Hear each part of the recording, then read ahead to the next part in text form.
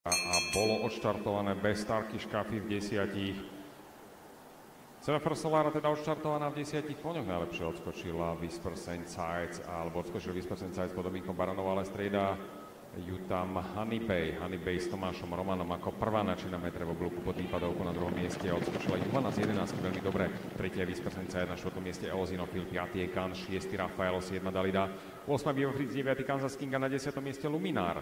Také poradie 450 metrov pred cieľom vedie Honey Bay, trojnásobná víťazka z minulej sezóny, pred slušovickou špecialistkou Juvanou, na 3. mieste Whispers and Sides, 4. Eosinofil, 5. Kan, po bariéry uvidíme, kto zo zbytku štartového poľa sa ešte zapojí do boja o víťazstvo, ale Honey Bay, zatiaľ Honey Bay po Tomášom Romanom vedie od vedĺžky, na 2. mieste Whispers and Sides, po Dominikom Baranov Juvana už dá sa, že stráca sily, vedie Honey Bay 100 metrov do cieľa, toto by mohla ubrániť Honey Bay pod Tomášom Romanom, zvíťazí opäť po roku, Honey Bay na 2. mieste Whispers and Sides, 3. Kansas King, 4. Eosinofil, 5. Kan a 6.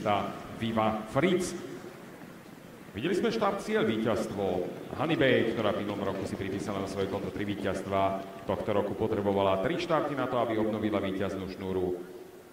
Zarobala na úrovni 4. kategórie na 1000 metrov a teda je to jedno z jej najlepších, hodnotnejších víťazství pred slušovickou špecialistkou Juvanou, na 3. mieste Whispers and Sides, 4. Eosinofil, 5. Kan, po bariéry uvidíme, kto zo zbytku štartového poľa sa ešte zapojí do boja o víťazstvo, ale Honey Bay, zatiaľ Honey Bay po Tomášom Romanom vedie od vedĺžky, na 2. mieste Whispers and Sides, po Dominikom Baranov Juvana už dá sa, že stráca sily, vedie Honey Bay 100 metrov do cieľa, toto by mohla ubrániť Honey Bay pod Tomášom Romanom, zvíťazí opäť po roku, Honey Bay na 2. mieste Whispers and Sides, 3. Kansas King, 4. Eosinofil, 5. Kan a 6.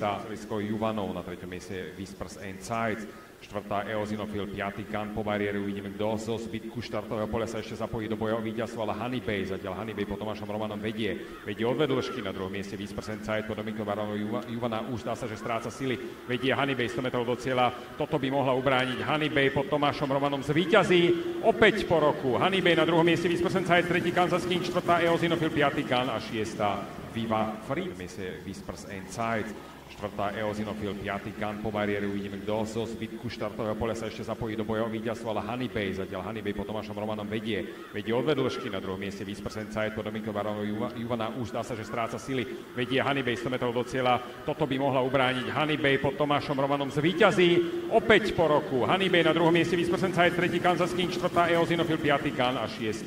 Viva Fritz.